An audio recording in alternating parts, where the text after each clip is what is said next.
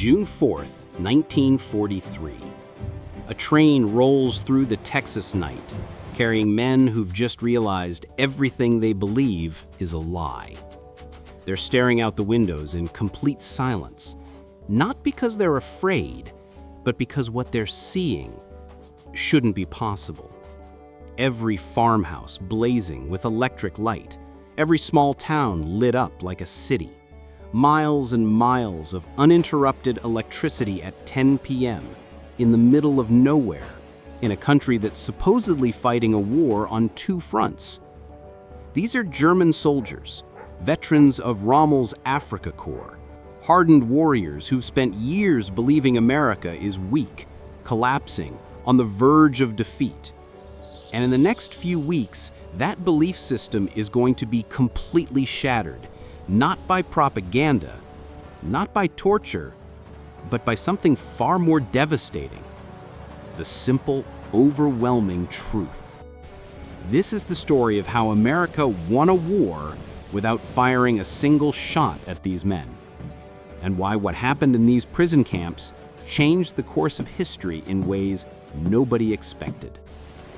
Let me take you back to May 13th, 1943. Tunisia. The Africa Corps has just surrendered. Between 250,000 and 275,000 German and Italian soldiers are now prisoners of war. These aren't just any soldiers. These are Rommel's desert fighters, the most experienced, battle-hardened troops Germany has. Men who pushed the British all the way back to Egypt. Men who earned respect even from their enemies. Among them is Hauptmann Friedrich Rodke, holder of the Iron Cross First Class. He's keeping a secret diary. If his officers find it, he's looking at solitary confinement, maybe worse. But he's compelled to write, because what's about to happen to him and his fellow prisoners will be so psychologically devastating that he needs to document it, for himself, for history, for anyone who'll believe him later. The journey starts in Oran, Algeria, makeshift prisoner camps, 30,000 men waiting for transport ships, and already something is wrong, something that doesn't fit the narrative they've been fed for years. The Americans are processing thousands of prisoners per day with organizational precision that exceeds anything the Wehrmacht ever achieved. Identity cards, photographs, medical examinations, vaccinations, all happening with mechanical efficiency. But here's what really throws them off: the food. Obergefreiter Hans Müller would later write to his mother, "In the cage at Oran, while we waited for ships, the Americans fed us better than we had eaten in 6 months of desert warfare. White bread, real coffee, meat twice a day." They assume it's propaganda, a show, an attempt to impress them before conditions deteriorate. They have no idea this is just standard military rations. Now, here's where it gets interesting. The ships taking them to America are Liberty ships. You probably haven't heard of them, but they're about to become really important to this story. These vessels are being built at a rate of 3 per day. 3 complete ships every single day at peak production. One of them, the SS Robert E. Peary, was constructed in 4 days, 15 hours, and 29 minutes. If the German prisoners knew this, they wouldn't believe it. It would sound like absurd propaganda. But it's documented fact. Feldwebel Kurt Zimmermann keeps notes during the 2-week Atlantic crossing in July 1943. And what he observes breaks his brain. The ship's crew disposed of more food waste each day than his entire company had received in weekly rations during the final months in Africa. The American sailors threw away half-eaten steaks, whole loaves of bread, gallons of milk that had sat too long. They did this openly, without thought, not to mock us, but because to them this waste meant nothing. Their supply was limitless. Think about what that does to your worldview. You've been told for years that America is struggling, weak, on the verge of economic collapse, that they simply can't sustain a war effort, that victory is inevitable because they simply don't have the resources. And then you watch them throw away more food in a day than your unit saw in a week. Not as cruelty, but just as normal waste, routine abundance. But the food is just the beginning. These prisoners start talking to the guards, and they learn that this ship, this single vessel carrying them, is one of 2,710 Liberty ships that will be built during the war. Each one requires 250,000 parts manufactured in 32 different states. Lieutenant Oberst Wilhelm von Stauborg comes from Prussian aristocracy. His family has served in every German war since Frederick the Great. He's seen the best of German military organization. And he writes, "As our ship approached the American coast, I watched the radar antenna rotating above the bridge. This technology, which we believed only we and perhaps the British possessed in limited quantities, was standard equipment on a cargo vessel. It was then I first suspected that Germany had already lost the war." Section 3. First Sight of America. 6:15 to 9 o'clock. August 2nd, 1943. Norfolk Naval Base, Virginia. The moment these prisoners see American soil, their remaining beliefs start to crack. The Norfolk base covers 4,300 acres, miles of docks, dozens of ships being loaded and unloaded simultaneously. In a single day, this one port handles more tonnage than the entire German port of Hamburg manages in a week. Gefreiter Johann Weber counts 47 cargo ships in various stages of loading or unloading. He notes in his secret diary that each crane lifts loads that would require a dozen men and horses in Germany. They move with electric power, smoothly, continuously. But here's what really gets them. As they march to the trains, they pass parking lots filled with civilian automobiles. Hundreds of them, belonging to dock workers. In Germany, private car ownership is reserved for the wealthy and party elite. The Volkswagen, promised to the German people since 1934, remains propaganda. Fewer than 1,000 were ever delivered to civilians. Here, ordinary dock workers drive to their jobs in their own cars. And then they see the trains that'll take them to the camps. Not boxcars, not the 40 and 8 wagons, 40 men or 8 horses the German troops use. Pullman passenger coaches, with padded seats that convert to sleeping berths. Dining cars with white tablecloths and silver cutlery. Observation cars with panoramic windows. Hauptmann Rodke writes, "We boarded like tourists, not prisoners. The American guards seemed almost embarrassed by the comfort. One sergeant apologized that the air conditioning wasn't working properly in our car." Air conditioning. In August. We had believed such luxury existed only in Hitler's personal train. Now, pause for a second and imagine this from their perspective. You've been trained to believe America is soft, weak, decadent, on the verge of collapse. And they're transporting enemy prisoners, men who were trying to kill American soldiers months ago, in luxury passenger trains with air conditioning. What does that tell you about their resource capacity? Section 4. The Journey Through America, 9 o'clock to 12 o'clock. The 3-day train journey from Norfolk to the camps in Texas and Oklahoma becomes more psychologically destructive than any military defeat. Night falls. The trains roll through Virginia. And what these prisoners see through the windows contradicts everything they've been told. Every small town blazing with light. Martinsville, Danville, Greensboro. Communities that would be lucky to have a single electric street lamp in Germany are displaying illuminated shop windows, electric signs, houses with lights burning in multiple rooms. They pass factories running night shifts, windows glowing, parking lots full, even at midnight. Obergefreiter Müller, whose father is a Nazi party bloc leader in Hamburg, writes in a letter, "We passed through dozens of cities that first night. Every one had more electricity than all of Hamburg. The guards told us this was normal, that every American town had electricity since the 1920s. I called him a liar. He just shrugged and said we would see. In Roanoke, Virginia, the train stops for water and coal. The prisoners watch American railway workers complete in 30 minutes what would take 2 hours in Germany. Automated coal loaders, electric water pumps, mechanized lubrication systems. But what really disturbs them is the casual wealth of the workers themselves. They're wearing leather boots that would cost a German laborer 2 months' wages. They're drinking Coca-Cola from glass bottles and throwing the empties away without thought.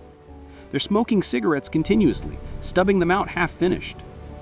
Feldwebel Heinrich Müller, an electrical engineer from Siemens before the war, calculates that the single railway yard they stopped at uses more electricity in 1 hour than his entire district in Berlin uses in a day. He writes, "The waste was magnificent. They left lights burning in empty buildings. Electric fans ran in vacant rooms. It was the carelessness of infinite resource."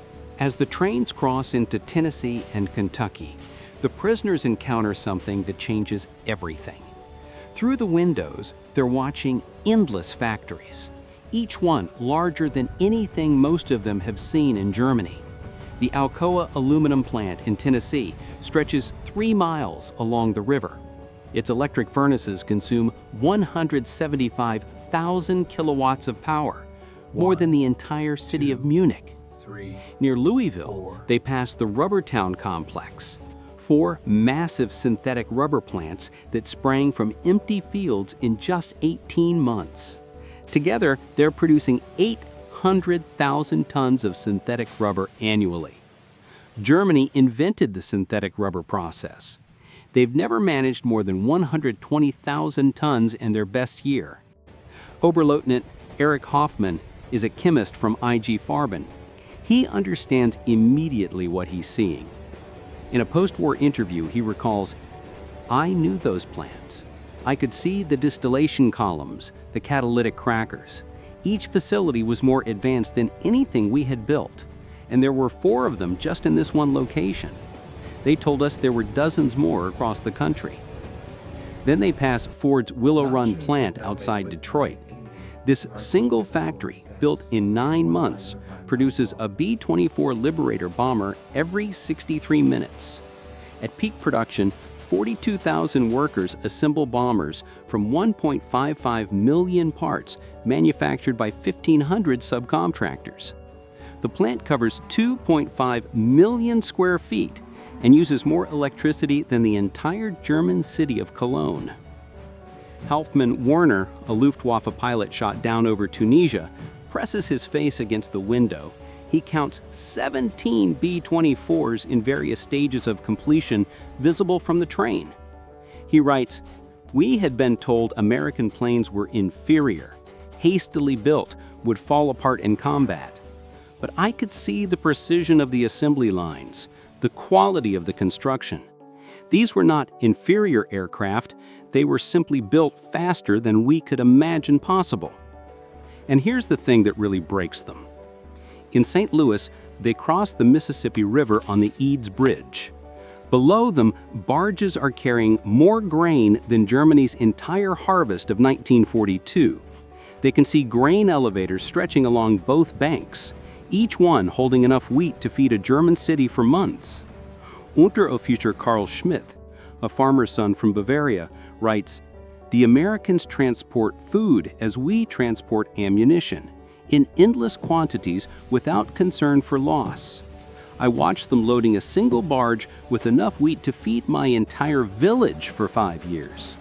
The crane operator was eating a sandwich with meat thicker than our weekly ration." Now, here's the thing that really breaks them. In St. Louis, they cross the Mississippi River on the Eads Bridge. Below them, barges are carrying more grain than Germany's entire harvest of 1942. They can see grain elevators stretching along both banks, each one holding enough wheat to feed a German city for months. Unteroffizier Karl Schmidt, a farmer's son from Bavaria, writes, "The Americans transport food as we transport ammunition, in endless quantities without concern for loss. I watched them loading a single barge with enough wheat to feed my entire village for 5 years. The crane operator was eating a sandwich with meat thicker than our weekly ration. Now, here's where the story takes another turn. By September 1943, labor shortages in American agriculture lead to prisoner employment programs. This decision, driven purely by necessity, becomes more destructive to Nazi ideology than any propaganda program could achieve. Groups of prisoners are trucked daily to work sites. They're traveling through the American heartland without blindfolds, without restricted routes. They see everything. At a cotton gin outside Houston, Unteroffizier Herbert Lang watches a single machine process more cotton in 1 hour than his entire village could handle in a month using traditional methods. The gin is powered by electricity from the Colorado River Authority, part of a rural electrification program that brought power to 90% of Texas farms by 1943. Lang records, "The farmer who owned the gin was nobody special, not aristocracy, not a party member, just a farmer. Yet he had electricity, running water, a truck, a car, and a tractor. His workers, including the Negroes, ate lunch from boxes containing more food than German workers received in a week. And this was normal. Every farm we passed was the same." In Nebraska, prisoners work in sugar beet fields, witnessing agricultural mechanization that defies comprehension. A single combine harvester can do the work of 100 men. The fields stretch to the horizon, each one larger than entire German counties. The farmers speak casually of yields that would be fantasy in Germany, 60 bushels of wheat per acre, compared to Germany's 30 on the best land. Gefreiter Wilhelm Hoffmann, working on a farm outside Scottsbluff, writes, "The farmer's son, a boy of 16, drove a tractor worth more than everything my father had earned in his lifetime. When I mentioned this, the boy laughed and said it wasn't even a particularly good tractor. His father was waiting for a new model from John Deere that would be even better." But the most devastating revelations come to prisoners who work near American factories. At a Campbell's soup factory in New Jersey, they watch production lines process more tomatoes in a single day than most German factories handle in a month. The facility operates with a skeleton crew, women and elderly men. Most young workers are in the military, yet production exceeds peacetime levels. Stabsfeldwebel Ernst Wagner, who worked in a German food processing plant before the war, documents the experience. Everything was automated. Electric conveyor belts, automatic filling machines, steam cookers that processed hundreds of cans simultaneously. One elderly woman monitored controls that managed what would have required 50 workers in Germany. She did this while listening to a radio and drinking coffee. Section 8. The Breaking Point, 1915 to 2400. By winter 1943, American intelligence officers are documenting something they call ideological collapse syndrome. The prisoners aren't arguing anymore when shown production statistics. The most fanatical Nazis have gone quiet. They still maintain loyalty to Germany, but no longer speak of victory. Many openly question what they were told about America. The camp newspapers, produced by prisoners themselves, start reflecting this transformation. Der Ruf, The Call, published at Fort Kearny, Rhode Island, gradually shifts from defiant nationalism to discussions of democracy, economic systems, and post-war reconstruction. Lieutenant Hermann Gotz writes in a letter that passes American censors, "We were told America was a mongrel nation, weak, divided, controlled by Jews, incapable of military prowess. Every day I am here, I see the opposite. This is the most organized, unified, and powerful nation on earth. We were told fairy tales by criminals." Then comes Christmas 1943. American organizations, churches, and civic groups send 500,000 Christmas packages to German POWs, enemies who were trying to kill American soldiers months earlier. Each package contains cigarettes, candy, toiletries, and games.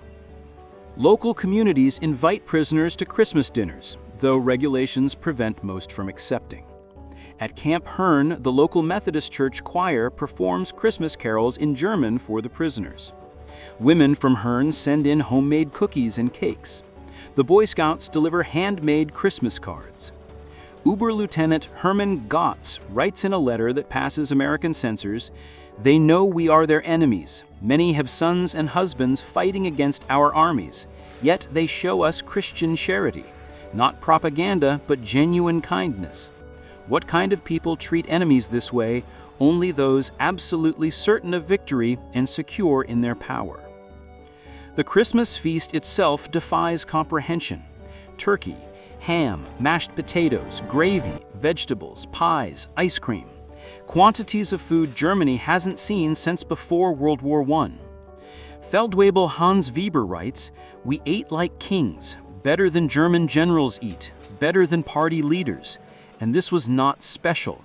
The guards told us this was a normal American Christmas dinner, that every American family was eating the same meal. If they can feed prisoners this way, what must their own soldiers eat?" Section 9. Education and Transformation. By early 1944, over 40,000 German prisoners are enrolled in educational programs. They're studying English, American history, mathematics, and sciences. The University of Chicago provides correspondence courses.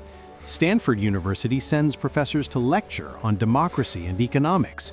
The thirst for knowledge is insatiable. Prisoners who'd been told Americans were cultureless barbarians discover libraries with millions of books, universities that welcome all social classes, scientific research that leads the world. Hauptmann Dr. Wilhelm von Braun, a physicist conscripted from the Kaiser Wilhelm Institute, attends lectures on atomic physics at Camp Shelby. He later writes, "American professors, including Jewish refugees from Germany, taught us without hatred. They spoke of science as universal, belonging to all humanity. They were years ahead of German research, and they shared knowledge with enemies. This generosity of spirit was incomprehensible to minds shaped by Nazi ideology." The camp theaters show American films, not propaganda, but regular Hollywood productions. They watch Gone with the Wind, seeing a depiction of American defeat and recovery that resonates with their own situation. They see The Grapes of Wrath, amazed that Americans would show such self-criticism to enemies. Lieutenant Joseph Kramer writes, "They hide nothing. They show their problems, their failures, their conflicts. Yet this honesty makes them stronger, not weaker. In Germany, such criticism would mean death. Here, it is considered patriotic." Section 10. D-Day and Final Collapse. June 6, 1944. When news of the Normandy invasion reaches the camps, German prisoners experience their final ideological collapse. The scale of the operation is beyond anything Germany ever attempted. 6,000 ships, 11,000 aircraft, 150,000 men in the first wave. Prisoners at Camp Shelby watch newsreels of the invasion within days. They see the endless streams of ships, the artificial harbors, the supply system delivering 15,000 tons daily across open beaches. They're watching their homeland being crushed by the very nation they'd been told was too weak to fight. Oberst Friedrich von Tweben writes, "We knew then that everything was lost, not just the war, but the entire Nazi project. We had challenged the world's greatest industrial power with fairy tales and racial mythology. We sent horses against their trucks, rifles against their automatic weapons, courage against their unlimited resources. And here's something that challenges Nazi ideology more than any material wealth: American humanity. When Gefreiter Hans Muller's son dies in the Hamburg bombing, the American camp commander personally delivers the Red Cross message and offers condolences. When Lieutenant Paul Fisher's wife writes that she's struggling to feed their children, American church groups send food packages to her. In Germany, a nation America is actively bombing. Hauptmann Otto writes, "They separated the German people from the Nazi regime. They said they were fighting Hitler, not Germans. This distinction, which seemed like propaganda, proved genuine. They prepared us to rebuild Germany after the war, not to destroy it. Section 11. The Revelation. April 1945 brings the final revelation. As American forces liberate concentration camps in Germany, the footage is shown to German POWs. Many refuse to believe it initially. They claim it's propaganda. But the evidence is overwhelming. Testimony from American soldiers, photographs, newsreels, eventually letters from Germany confirming the horror. The psychological impact is devastating. Men who maintained some pride in German honor, despite military defeat, now face the complete moral collapse of their nation. Everything they fought for wasn't just defeated, it was evil. Hauptmann Walter Schmidt writes, "We thought we were warriors for a great cause. We discovered we were tools of criminals. We believed we were bringing civilization to inferior peoples. We found we were the barbarians.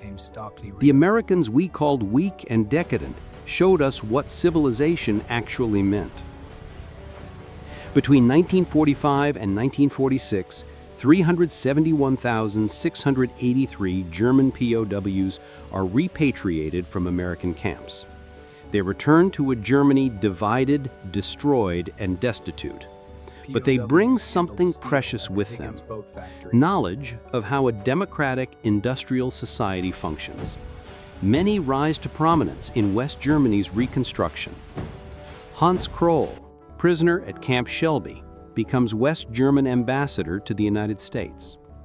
Walter Hallstein, who taught classes at Camp Como, becomes president of the European Commission. Rüdiger von Weihemar, held at Camp Herne, serves as German permanent representative to the United Nations. Edward Ackermann, prisoner at Fort Robinson, becomes a leader in German agricultural reform.